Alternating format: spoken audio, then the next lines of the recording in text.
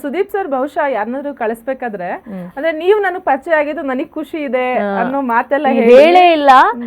ನನ್ಗೆ ತುಂಬಾ I am really thankful. ಅಂದ್ರೆ ಅಂತ ಒಂದು ಪರ್ಸ್ನಾಲಿಟಿನ ನಾನು ಅಷ್ಟು ಹತ್ರದಿಂದ ನೋಡಿದ್ನಲ್ಲ ಅನ್ನೋದು ನನಗೆ ತುಂಬ ಖುಷಿ ಇದೆ. ಅಂದರೆ ನಾವು ಯೂಶ್ವಲಿ ಹೀರೋಗಳು, ಲೆಜೆಂಡ್ಸು ಅವ್ರನ್ನೆಲ್ಲ ನಾವು ದೂರದಿಂದ ನೋಡ್ಬಿಟ್ಟು ಖುಷಿ ಪಟ್ಟು ಏನು ಅವ್ರ ಸ್ಟೈಲ್, ಅವ್ರ ಆ್ಯಕ್ಟಿಂಗ್, ಅವ್ರ ಪರ್ಫಾರ್ಮೆನ್ಸ್ ನೋಡಿ ಇಷ್ಟಪಡ್ತೀವಿ. ಬಟ್ ಒಬ್ಬರು ಕ್ಯಾರೆಕ್ಟರ್ನ ನಾನು ಆ್ಯಸ್ ಎನ್ ಆ್ಯಕ್ಟರ್ ನೋಡಿ ಇಷ್ಟಪಟ್ಟಿದ್ದು ತುಂಬ ಹತ್ರದಿಂದ ಅಂದರೆ ಅದು ಸುದೀಪ್ ಸರ್.